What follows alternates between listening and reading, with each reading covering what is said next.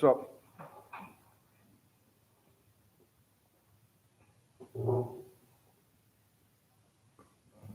Okay, we'll go ahead and get started with this. We've been talking about the audit and everything that happened on Tuesday. Things that stood out to me, or stood out to us when we're talking about this thing. Yes, it's like, to me, it's like a checkbook, and I try to explain it. It's like, we started the year out last year with, say, money they had was like 400, let's see, I don't have that figure, but it was 400, about 90,000.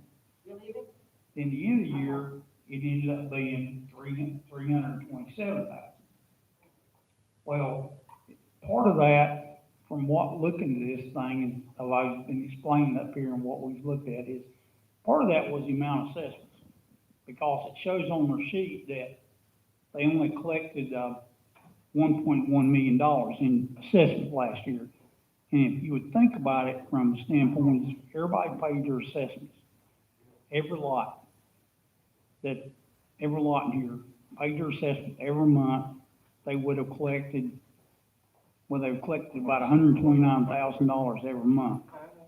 So when you add that up times 12, well, 12 times 12 is 144, so that'd be about roughly around 1.46 million, which is basically, let's go back to 19 when they paid assessment was 1,465,000. 18 was 1,465,000. 2017, they only collected 1,395,000. And then the year 2016, they only collected 1,395,863. So that number really jumps out at you right there.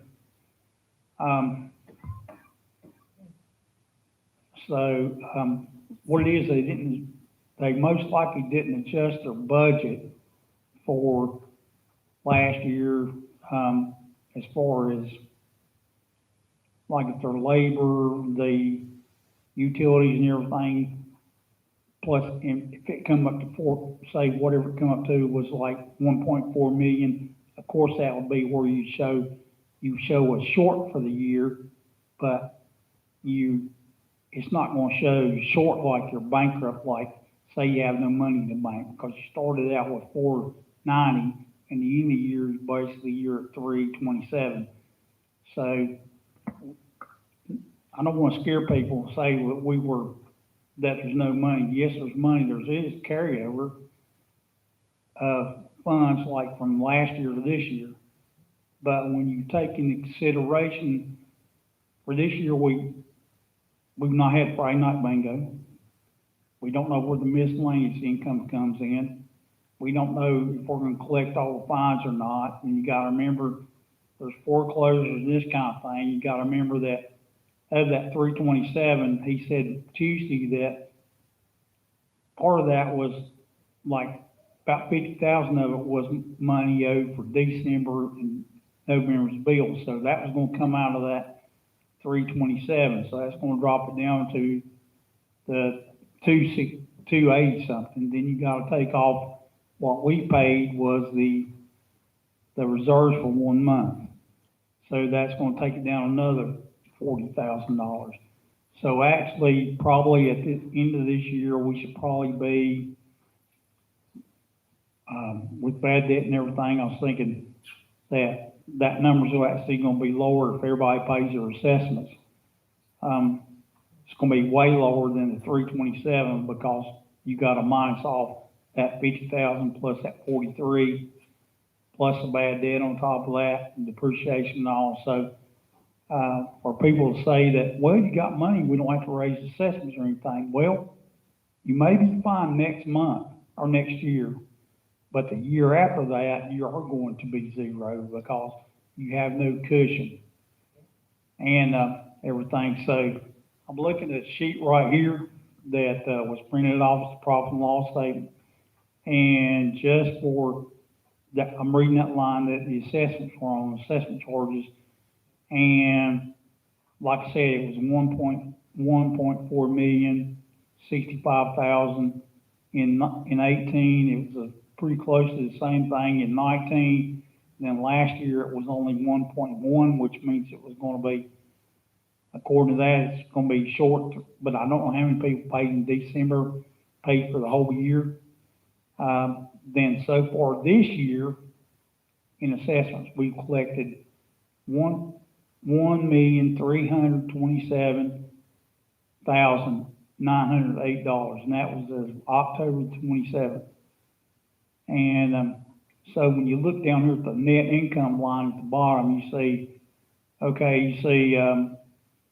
that 18 was, it shows 88,000 in the red, or minus, because it's got parentheses around it. Then it shows 73,000 for 19, and then the next line for December, for last year, is 158,462. Like I said, it was probably because they didn't adjust the budget for the amount of income coming in. Income coming in way less, so they used the same amount of money that they previously did, and that's why they had to tap into that 409,000, and it dropped it down to 327. And so far this year, we are actually ahead right now, which shows us at 105,793. And I run the numbers by Lynn the other day. I mean, she came in the book. That's the bookkeeper. She came in how much was left, or what cash on hand, how much the assessments are going to be that are still outstanding, and things like that. And she figured we took that and we said, okay, we're going to say the bad debt was 70,000, just being, exaggerated. And then the 60,000 for depreciation, we probably end up somewhere around $40,000 with the cushion. So, because we've not had bingo in the budget all year long on Friday night, and that's basically 27,000. And then the minimum wage went up, of course. Well, I got good news on that part. The figure that I threw out there the first time was right at 31,000. That pay period was the first week that we had the minimum wage go up. And one thing we noticed in it also had an extra day in it, because that's when we changed the pay period. So this last pay period was not 31, it was less than that. So that was kind of good news. I guess cut back, or we still got to remember that we've not replaced one person in public works and everything. And also, I wish I had other numbers for October so far, because I know we've not spent no money in vehicle maintenance because it's under warranty, which that's pretty good, because I see right here we spent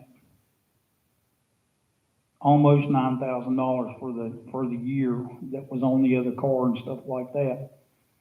I know we've cut the computers down from like computer consulting. That was about, I think it was $600 a month. I think it's been dropped down to about half that amount, instead of paying them to come out like a monthly fee to work on. We just have them come out and we just pay them for however long they're there. They were there this morning, as a matter of fact, working on, I guess, updating or something in the computers. But that's an expense that's been saved down. Let's see, what else can I say about this? If anybody looks at the ending numbers for the month, for the year, you'll see the printing cost will be, I don't think it's on that sheet, it might be.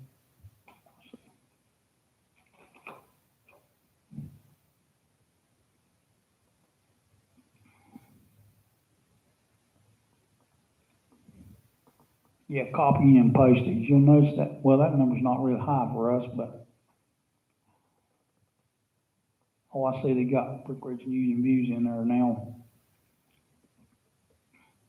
But normally you see the printing would be high for us because we pay Print Shack the $6,500 to print the magazine each month, but we also charge the advertisers about $9,000. How much of that we collect is usually around $8, so we do clear about $2,000 a month off of it. And of course, we bill them the extra next time around, things like that. Still have nothing on the sheet for bingo for this year because they've only had it one time on Friday. I found out some things that kind of disturbed me, that there were some decisions made last year that allowed, that I found out that's been going on a pretty good while, that I've straightened out. I'll give you more details of it later on. It involves some of the board members from last year. But I'm going to read you a sheet first of all. It says, this examples of accounting principles. The accrue principle accounting is an idea that all transactions should be included in the periods in which they actually take place, rather than when the cash flow is associated with. This principle is particularly important in accrual accounting and allows the production of clear financial statements that show the actuality of what happened in the period. And of course, that means if you get a bill in December and you pay at the end of January, it goes back to December. So that's where that comes from. I know that we have some people running for the board that was on the board previously, or last year's board, one of them. And we have some people that was in the office at that time, during the period when we didn't have a GM and a bookkeeper. If you want to ask who those are, please be aware that they had access to your own personal information. Possibility, because of course they did, because if it's not in even if they were sitting at a desk, those files have the UBL numbers on them, and you can go to any file drawer and you can pull out a folder and it'll tell you what information on that house, like how many violations it had, if there's a violation now, I can't remember what I seen yesterday, but I'm looking at one particular house because I think it's been a problem in the past. Had violations, and certain people are not living in the house. That didn't have a background check or things like that to see if there's anything in that folder. And that's how I know that it's easier access. But it's based on UBL number. You have to look up the name and the address, and then it gives you the UBL number to know what file you go to and what drawer you open and that kind of thing to find it. And the one I looked at yesterday was probably, with all papers in it, probably an inch and a half thick. So some decisions that I found in there shouldn't have been made. So I'll go about that later when we have discussions with the people that's running for the office. Let's see what we got going on this morning. We had the people with I'll say one thing. Don't forget right now, this paper has not got bad debt on it or anything else. And when you look down our numbers for this year, it says $105,793. You know that number is going to be lower when bad debt goes in there. And let's see, depreciation. I don't think it's on this piece of paper, but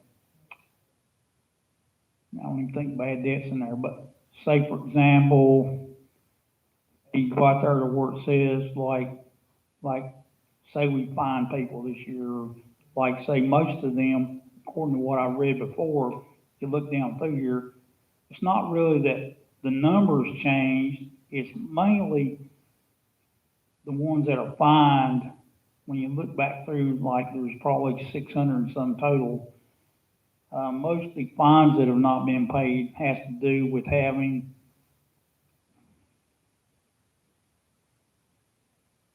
most of the ones are with, like unregistered, well, there's one unregistered female with 2 young boys residing in the house. I won't tell you the address because no, but just so you know, and then there's another one, unregistered male residing in the house. There's probably, let's see, there's two or three on that page. And then,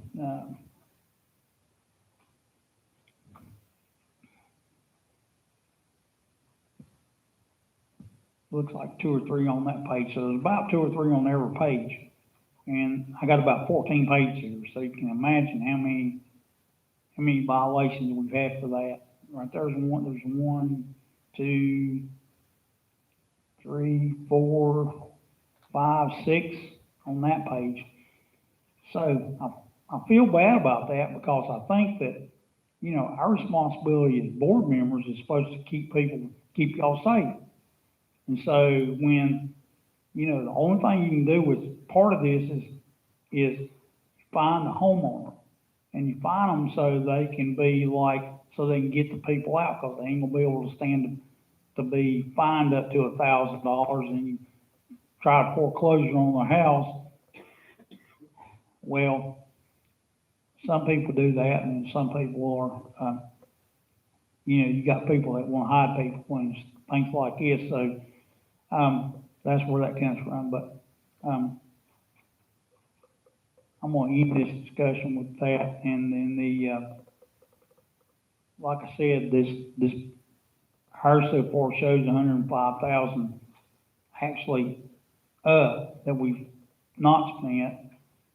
Let's see if I got the P&L statement here. It might read a little bit different. And that was through October 27th. And I know that number's gonna go down because, like I said, it's gonna go down because of bad debt and because you gotta pay a higher payroll because minimum wage went up. Bingo's still not on there. So, right now it's sitting at 105. I think it'll be somewhere around 40 when it's all said and done. What we got going on is the roofing. These supplies came today, or most of them, and they're on the roof.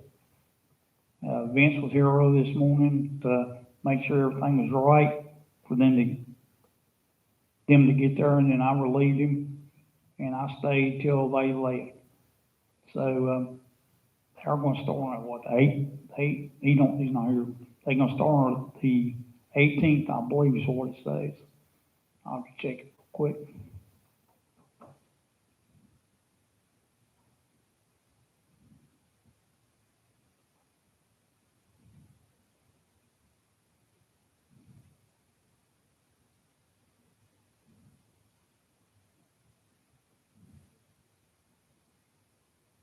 Starting on the 16th, around the 16th, as soon as they finish another job. So it shouldn't be in the way of anything like Veterans Day celebration or anything like that.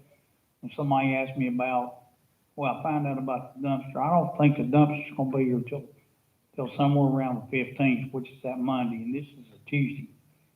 So you may not have to worry about that. Also, when I talked earlier about the parking lot,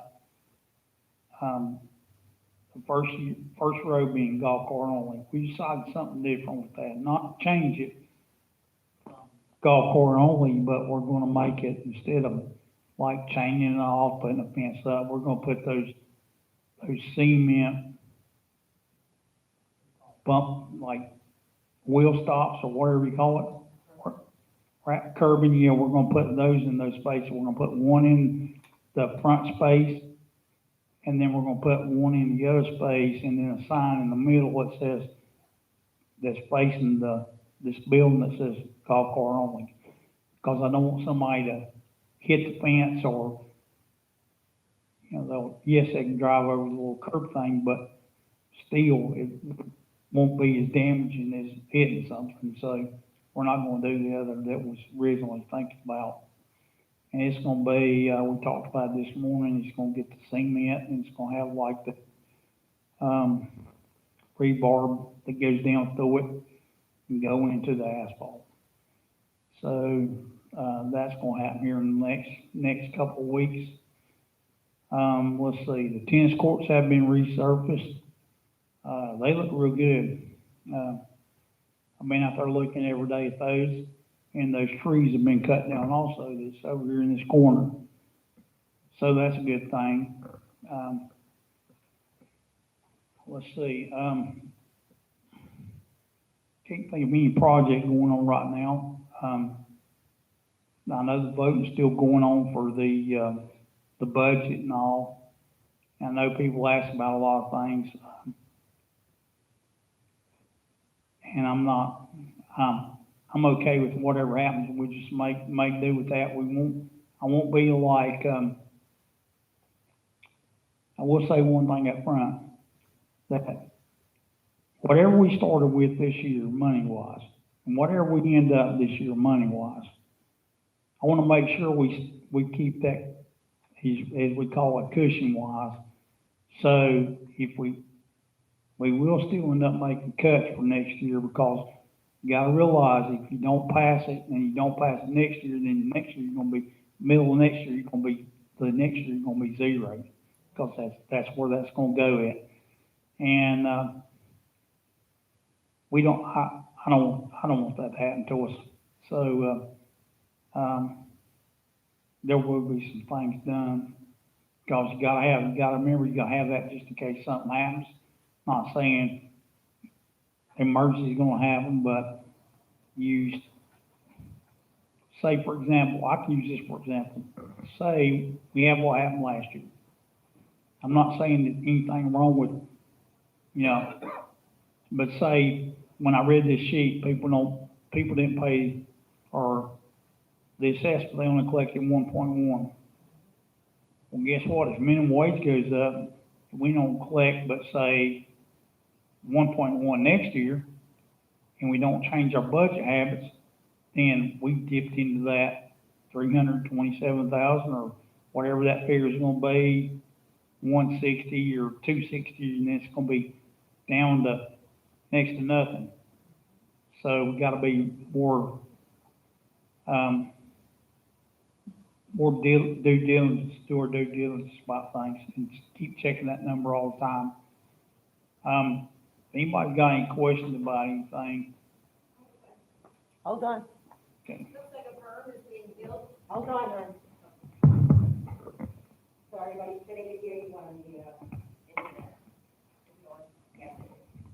Is the berm being built on Schubert? Is that by the golf course doing that, or are we doing that? That's the golf course doing that. That's for reseeding the golf course, some areas in the golf course. I don't know how do you know what you're planning to do, so that the berm doesn't get washed away itself? I have no idea. I just know that's what that's for, the dumping that, all that there for the golf course. They are responsible for all that.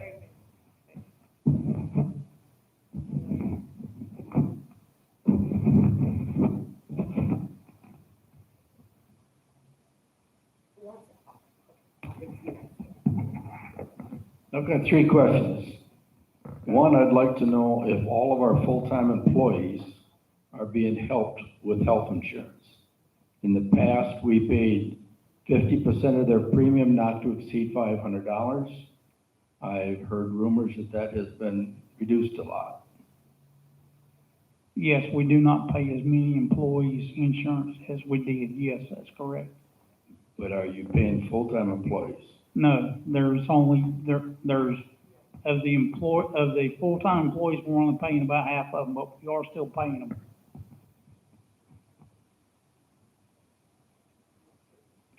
The other speeding, doesn't seem to be any speeding going on. What's going on there? Okay, I've checked with that. The reason, like I got, what is it, like, I'm gonna say about 17, 18 pages here, let's see.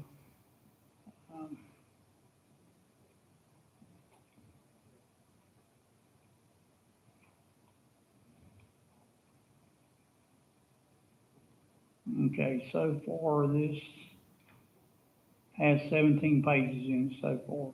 The reason there's not any speeding violations in here is because they have to shoot these license plates from the back. Well, it's just like if a person sees them sitting out there, they slow down till they get out of sight and then they speed back up. Because they have to shoot the license tag to make sure the person lives in here. And that's the biggest problem with that, as far as that goes, is because that way that's set up is that takes a picture of the back tag and everything. They gotta get behind them. They have to be, so there's no way, if they're sitting in the medium, there's no way to get it from the front so that people slow down to below the speed limit. And once they go by and get out of sight, they speed back up again. So is there anybody out there trying to do Yes, this? they're trying it, because John goes out there every day and tries it. So does, I've talked to Mike Cope, and he's out there, he does it every day. And they do it usually probably between, most times between, 5 and 7. 5 in the afternoon and 7 at night. There are certain times of the day that speeding is done, and I know the captain knows what those hours are. Yeah. And we've been able to catch people in the past. It seems strange that we can't catch anybody today, because they're still speeding. Well, I'll tell you, there actually has been people speeding, because of the particular file I looked at yesterday, had violations in it, speeding, probably had 15 or 20 in there.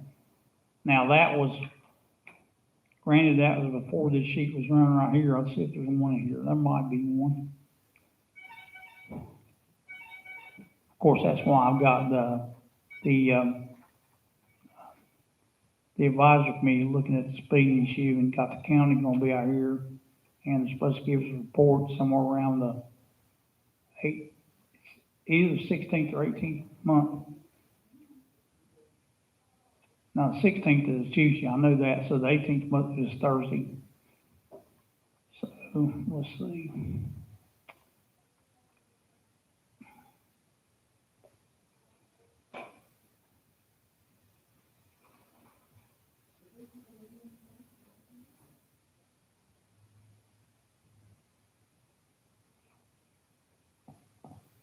Well, I know they're running, let's see, there's one.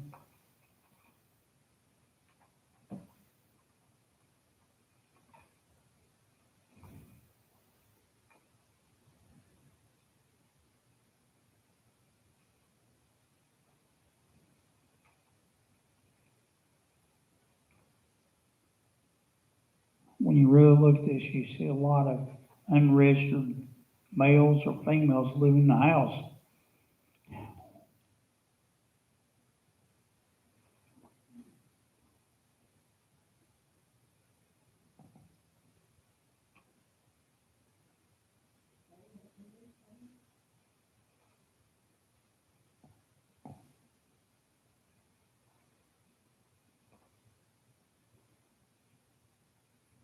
I know John and Mike have been running it, because they tell me to be running it, but I don't see any in here either, so I'll have to check on that.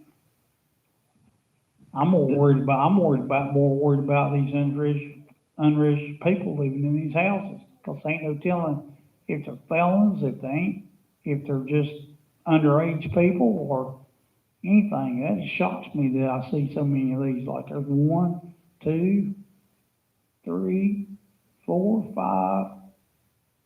There's 5 on that page right there, and I had 3 on another page a while ago. That's what we got. That is an important issue, but we have to focus on stuff like this. There's 1, 2, 3, 4, 5. There's 5 on that page. 1, 2, 3, 4. Good gosh. It's a lot of people that's not in here, that's not supposed to be in here. I'd be thinking about that. Jerry, the last question I've got, are you taking steps to get us an auditor for next year so we don't do it at the last minute, maybe get a better price? Well, we called around trying to get one this year. Of course, we had one estimate that was 8,000, and we had this one, which was 10,000, but the one that was 8,000 would not guarantee us that it would not be $10,000 to $12,000 because of being so. But I'm not signing anything because that'll be brought to the board to like vote on because it's like extensive amount of money.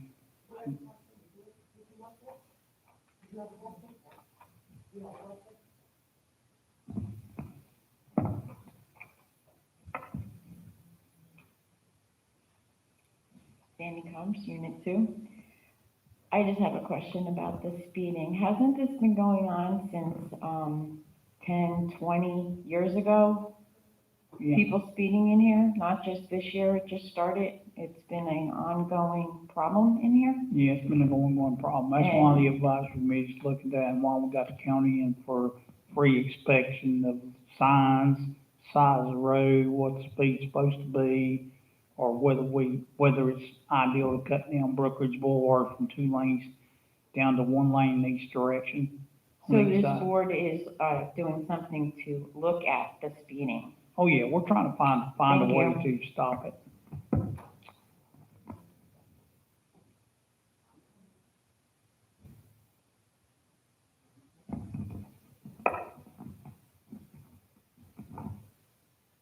Yes, Gail. One of the questions that Larry had was full-time employees not being paid their percentage of the health insurance.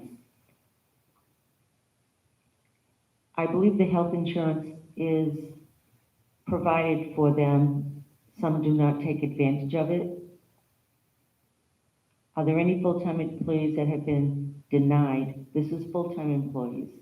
No, they're not being denied, Okay. they're just not taking it. It's where the Right. 4 people's well, we're about half of them. I think it's only like, I'm gonna say like 2 or 3 people now that take it out I of just- like eight full-time employees.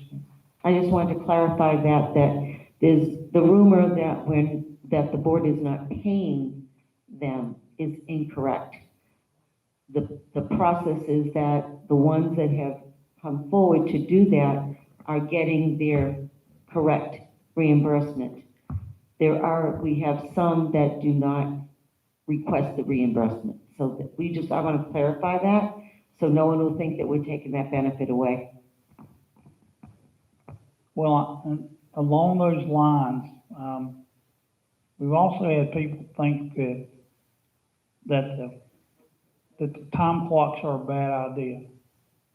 Well, they're actually not a bad idea, because if you come in here and wrote your time down as like it used to be, was like, I'll use Susan for example. What time do you come in the morning? I start at 7:30. Okay, and what time do you leave? What time do I what? Do you leave? 3 o'clock.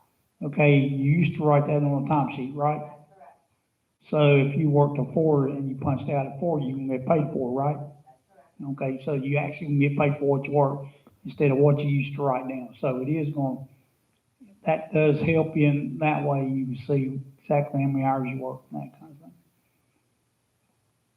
So anybody else got any question about anything? Yes, I know that last year and this year, there's been some talk about capital contributions. Are you familiar with what was Oh, going yeah, on last year? I'm familiar with it, yes. Okay, I know it's not been put on the docket. It should have been put in during the voting time of the budget.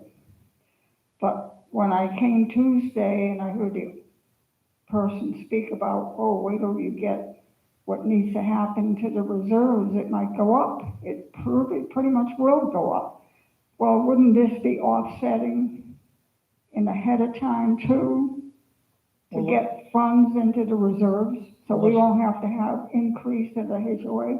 Well, we wish something like that would be, if it was making like tens of thousands of dollars, it'd be something to look at. But when we look at people complaining about like stuff like that, little things like that, for example, or like cutting back, like say, code enforcement, one car down to, I mean, where they don't do any driving or what, well, the time you cut that salary out and cut the gas out, which is not going to add up to the $100,000 difference that was short on payroll, of paying payroll. So, let's see, somebody said that that was what did they say, it was like $100, $200 For each, for the capital fee. Well, if you only turn over, let me see what that would be.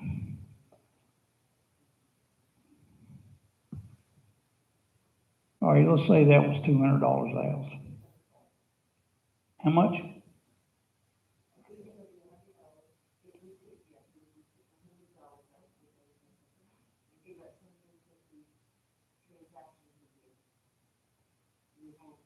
Well, that's 25,000, but you're still gonna be 75,000 short. So, I Okay. mean, that would be something to cut it down, but you gotta remember also, he talked about Tuesday being that we talked about this cushion that was there. Okay, that cushion was after, when it got down to 327, and then you take off what was owed, which would be the $50,000, which was on the piece of paper. So that drops it down to 280. Then you take off the 43 that I paid. That brings it down to right at roughly around 240,000. Okay, we know payroll is $100,000, it's gone up $100,000 for the year, or basically around that. For next year, that's why we was gonna raise it $3, so it goes up 90,000. Well, suppose you vote against it. You say, okay, that's 90, and you don't do anything, whether it's me being president or me not being president, and you don't make no changes, then you spent 90,000 more than what you made. So that 240 that we're talking about goes down to 150, because that's 90,000. Then you only got 150 left over. And then say the other stuff goes up 30%, like you talked about. Well, 30% of what's left in the budget is actually, let's see, the payroll is, all right, say for example, I'm looking at the payroll. Payroll is 511,000 so far we paid for the year. I mean, that's what has been paid in wages so far for the year. Okay, let me do this other sheet, it'd be easier to do it by that. Okay, your assessments are $146,000 was what was collected. That's the average, say for 18-19. We'll just use that because we can't use 2020 because it's only 1.1. Well, this year so far right now it's 1.327.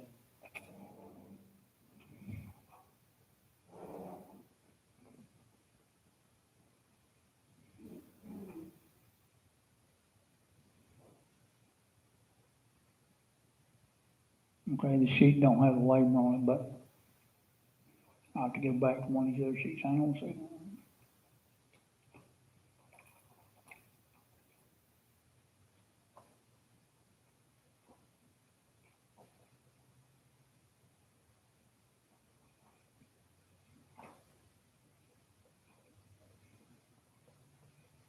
Okay, I got the budget in front of me for last year. Okay, I mean for this year, I mean. Okay, so you take the labor out of that part. Okay, let's just use this for an example here. Okay, the budget for this year, well, this is for 2020. That's what I'm looking I got 2021 right there. I'm sorry about that.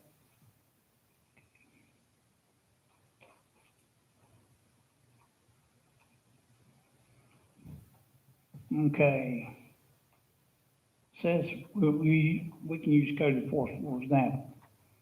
Okay, not counting the other expenses is like $34,000. And that's the other expenses, which will be the gas, the radio maintenance, barcodes, uniforms, printing, okay, and then over here you got like the, this for public works is a good example. Their budget, their other budget besides wages is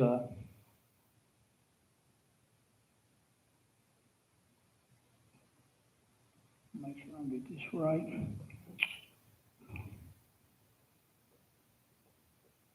Is $122,000, because you got $85,000 in electricity, which is the electric, and then water and sewers. Yeah, it's all combined, that's $85,500.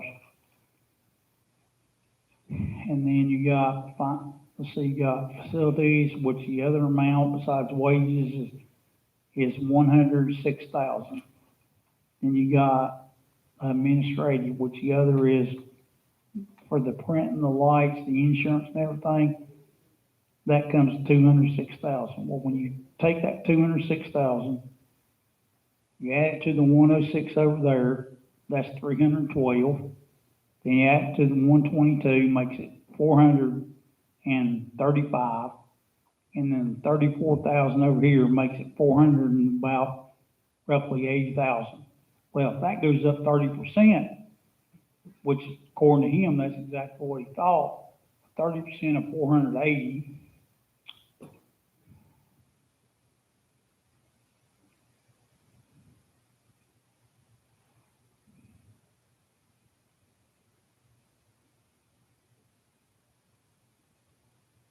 is $144,000.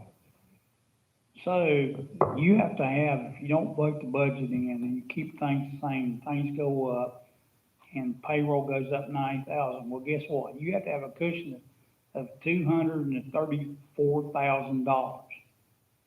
Well, when I took that a while ago and took it down from 327 and minused off the reserves that was payment made and what was owed still for November and December, that brought it down to 240. Well, guess what? You only got $5,000 left over.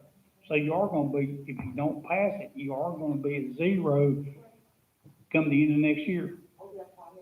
Okay, so you're going to end up being zero if everything worked out. This is the worst case. If the labor stayed the same and everything, you have to have a cushion of $244,000 to cover the 30%. Everything will go up, plus the wages going up, minimum wage going up. And right now it looks like you could have about $240. So you might have $6,000 left over at the end of next year to go into the next year. So if you don't pass it this year to go up, you have to pass it next year, or you're not going to have no money. Okay, I listened to all that, but I'm getting back now to the capital contribution. I know it might not seem a lot, like what, $25,000 more in the coffers for the reserves only, because that's the only place it could go into. And then I listened to the person on Tuesday saying, once that reserve study is done, we'll find out that we aren't putting enough in there. Well, why not start this as one form of income, and it's not hurting anybody in here, really. The new owner at closing puts out $100 that goes into our coffers. It's called, like, another word for it would be the initiation fee. And Florida statutes agrees that it could be done. So why not start somewhere to get money flowing into our coffers? Well, that's something that have to be, that would really, it would have to be looked at a lot closer. I personally, I ran on that saying we wasn't gonna do that. But I'm open to looking at that. I don't agree with it. I don't wanna go that far unless it's absolutely necessary. It's just like, say if any employees wanted a raise, I told them, or that it wouldn't even be even thought about till we get past this budget thing. So I'm not gonna say yes, no, or whatever to that question, because I don't know. It's basically depends on what's gonna happen in the next, say, 3 weeks to, 3 weeks or so. Okay, but I'm bringing it up now because I know we've lost the window for this budget.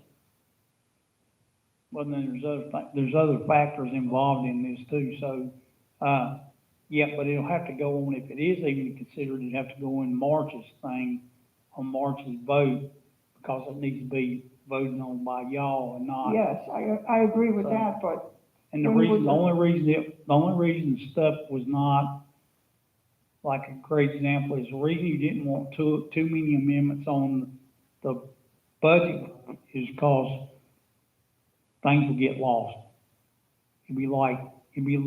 Great example is, like, say when we had the national election, there was like 10 amendments on there. And if you had to look really close to find out where they passed or not, or didn't pass. And then the one down there at the bottom, I think it was like, I won't say it was probably number 2, but the way it was set up on the ballot, it was down toward the bottom, and it was the one that showed minimum wage going up to $15. Well, most people, they'll check, if they check yes for one thing, they'll check yes for all of them. That's just a proven fact. If they just say the whole thing, they don't look at all of them. So that's why we didn't want to get some of these amendments. The election committee last year recommended that it be on there to change it from whether the 2 people in the same household can run. And another recommendation was having to do with the CEO having all the power and everything like that. So yeah, they didn't want to get that. I didn't want to get those 2 lost. So, that's why it was you only had 3 on there. It's not because my decision, it was more like primarily the board voted for that. okay, I'll just put a little add-on to that about no 2 people in the same household. Fine and dandy, let them say no more of that. But just realize sometimes board members work at getting their own type of people in. By that type of people, I mean people that will be in agreement with them. And it might happen this coming year, because at one time there was a brother-sister on. No big deal, but it just meant you can sway votes better that way. Well, I think it should never be the same 2 people in the same household running for election, Well, because, brother-sister can be 2 different households. yes, it can be, So there's always some variations of how to interpret that. sisters, relatives, I mean, it could be husband and wife, It things happens. like that. I say that Florida statutes simply say that if people vote them in, people want them there. Any comments? No. Okay. I just think from a standpoint, if people want that, then as we see it, as we've seen the example here so far over the last 3 months, that we, as a community, we should not have 2 people living in the same household vote on things, or be that way, because if you watch the vote, and I don't care if they hear this, if you watch the vote, nearly every single vote that's been voted, everything that's been on any agenda item or anything, they voted as 2. They've never voted one on this side and one on this side. That means, I guess it's because they don't want, to like have conflict in their house or whatever. It'd be almost like voting in a national election where where they gonna vote all one way on one ticket. Doesn't matter whether the other person got a view or not, it's different. They don't have they have the same view. So that's where it comes in. In here, we've seen a great example of why two people should not run that live in the same household. Because they don't have a different view. They most of the time have the same view on everything. I'm sorry, that's just the way it is. Okay, I had this one other question, but I got distracted. Okay? And I will say, because of where you live, I know that I'm gonna talk about this issue. Okay, we have discussed meeting with the county commissioner about the school gate and all that back there has been brought up before by other members in the community. He was so nasty to us the first this week that he would not meet. So we're going to have to go to a school board meeting, which will be the next step, to go to see if something can be done with the gate, the back gates and all, and everything with that, because we can't get no answer from them. He doesn't care as long as he got in office, he don't care about. Okay, just 1 minute. That was my final question. Okay, I did write to you about this God that has a lot of information. I didn't know if you had time to go speak to him. okay, and also because of where you live, I went down and looked at that pond. I saw the chain in there. I saw where somebody looked like they had put like empty bottles or empty antifreeze cans in there, plastic containers. I saw that, and Billy went down there and looked. He said it was probably, at the time, it had water in it, because went down there. I guess it rained on Sunday, I guess, and said it was covered up. You know what? They're thinking I'm hogging this, but I asked her a simple question, and then you went on for a while. So that's why I had to wait to ask again Okay. something else, okay? That's fine, I don't have a problem. So if they have a problem with that, that's their problem, not mine. Okay, And I'll talk to you later, because I'm not Okay. gonna hog the mic. okay.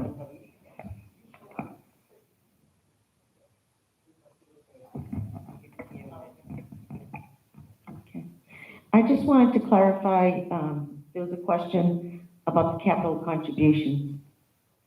If you remember, when the Finance Committee gave their budget proposal to the board, Mr. Hoos, our treasurer, did show a couple of questions that the Finance Committee had come up with for possible, possibly revenue. And one of those probabilities is the capital contributions.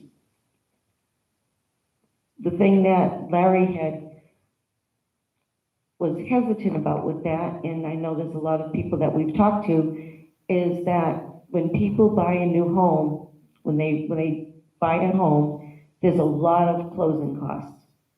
You know, those of us that bought our homes years ago, maybe a couple $1,000s. Now it's about $6,000. We've already put another couple $300, and now we're going to do another $100. But I know that Mr. Hoos does want to bring it forward for the spring election, because if people want that, that's one thing. But it's going to start making a difference, because we're putting a lot of fees on for the people that we want to come into our community.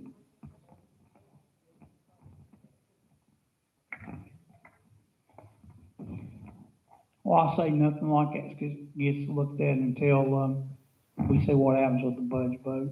My opinion is. Okay, Jerry, somebody has a question here. Okay. If no other employees were added when 24/7 driving the park was implemented, what did they do for the jobs prior to that? Okay, the answer to that question is, when was they added? Because I've had people tell me they've been living here 10, 15 years, and before, and during that whole time, they've had 2 people in the guard shack work first shift, 2 people work second shift, 1 person works third shift. They got 1 driver that works second shift, and they got 1 driver that works third shift. They have to check, I can answer this 20 times over. They've got to open that school gate at 6 o'clock in the morning. That has to be done by third shift driver. Okay, the second shift driver has to close the gate at 5:30 in the evening. They have to check more than 1 gate. There is more than 1 lock there's more than 1 gate in the whole community.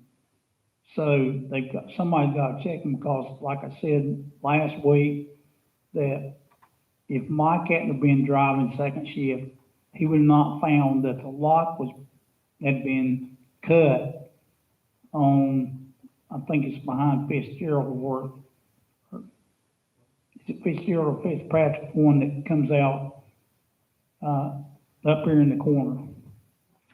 I think there's a retention pond, and that retention pond backs up to the county fence, and Grove Road is out there. So that gate right there, he found that lock had been cut off or broke or something. So he would not have found that if he did not drive second shift. Plus, you gotta remember that third shift driver checks in on the guard that works the guardhouse by himself on third shift. And if you were out there, because you're asking the question, if you were out in the guard shack working by yourself and something happened, like say you fell or went to the bathroom and slipped and fell, come out, would you not want a third shift driver or somebody checking on you? So it would either have to move from driving to the guard shack and put 2 people in the guard shack working third shift. And to get your point across, the time you save, you're not going to save anything, because insurance is basically going to be about the same what it is on the vehicle, and you might save a little bit of gas for the number of times you travel around this place, but that gas is not going to add up to $90,000. So to say that cutout drivers is not the issue. And also, I can say one thing about it. People that complain about code enforcement. We got a house in here right now that 2 houses that really reek smell-wise. If you didn't have code enforcement trying everything they could to get rid of that problem, because we can't make the person move or anything like that, you gotta constantly be on the person, then to try to get them cleaned up or get the smell gone or whatever. It's like, I went out there the other day and I smelled it from about 50 yards off. And the people that's moving in across the street from that person is going to have to be faced with that as well. The smell, the rats, the stench and everything. So if we don't have code enforcement driving and going out there and check violations like that, can you imagine what that would be? So that's where I'm going with that. You gotta have them do this, or there are certain people, I feel sorry for the neighbors, there are certain people that will take advantage if you say, okay, you're gonna do away with code enforcement. Yeah, there's some people still gonna take care of yard stuff, but there's also gonna be people that don't know what they're doing, or get busy, or something happens or whatever, and they decide they're not going to do it. Well, nobody wants to live beside somebody that their yards stinks and everything else. So you've got a choice. Either you can get rid of code enforcement and not have somebody take care of the yards and be one of those unfortunate people that live beside somebody, or you keep them and try to get him to take care of that. Because what makes you think they're going to listen to the neighbor when he don't even listen to code enforcement? And that's a stranger. So I hope I answered that question. I know that question's came up a lot. But, I would say most people here want code enforcement to make sure that, things are taken care of. Well, I have a question, seeing code enforcement was brought up. Can you discuss that code enforcement does more than ride around? We just had a driveway poured. Code enforcement was there to check to make sure it's all, because you have to fill out paperwork. So code enforcement is involved in that. I'm having a screen room put in. They have to come and check to make sure that it's where it's supposed to be 10 feet off the property line. I had a fence put in. Code enforcement had to come. I am only one person out of over 2,000 houses. So code enforcement does have a lot to do other than just riding around this neighborhood, and I think people need to know that they just don't ride around here. well, that's true, Thank you. that's true. They do more than just ride around. It's a big surprise. They have like, a great example is, I asked a question of one of them this morning, to tell me exactly what happens during the day, or what the procedure is, and things like that. And I'm gonna tell you a little bit about that. When they open up, a great example is, like, one of the things that really concerned me is, like I said, unregistered. Well, this was an unregistered male residing in the residence. Okay, they opened the violation up because he's not registered, and yet, and then when he kinda gets registered, well, he fills a background check, you got so many days to get him out of there. So what they gotta do is, they don't know when he leaves or whatever, so the only way they do that is ride around and see if they see anything at the house, see if the unregistered male is there, and they check other things like, well, usually they go talk to a neighbor, and the neighbor tells them whether they've seen anybody there or seen the unregistered male there. Well, say they go out there, say for example, if they had an unregistered male yesterday, I'm just use that for example. And so they went out to talk to a neighbor yesterday. Well, the neighbor wasn't there or something. Of course, they ought to go out again tomorrow or today, just talk to the neighbor, trying to find out if the person living there, had they seen them or whatever. And you just can't say, well, I can go out there a week from now and see if he's gone. You want that person out as quick as possible, because we've had people that have questionable backgrounds that, me personally, I wouldn't want them living beside me, so I want them out as quick as possible. So I'm wanting to know when they leave, or if they don't leave, I'm wanting to know it. So,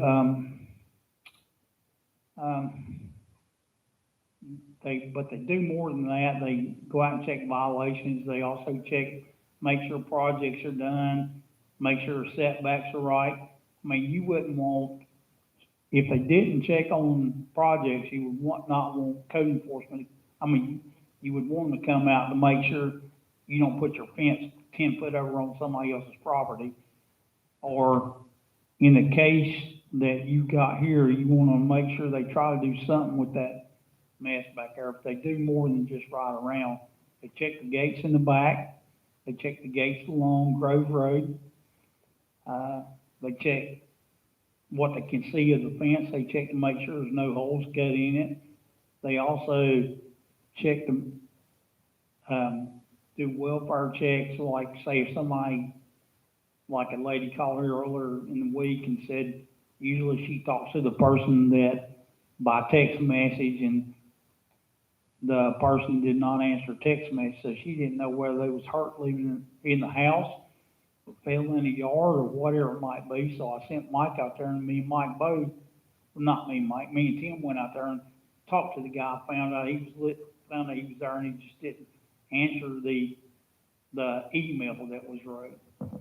So they also, when it rains like this, if a road's flooded or not, they do put the barriers up so you don't ride through there.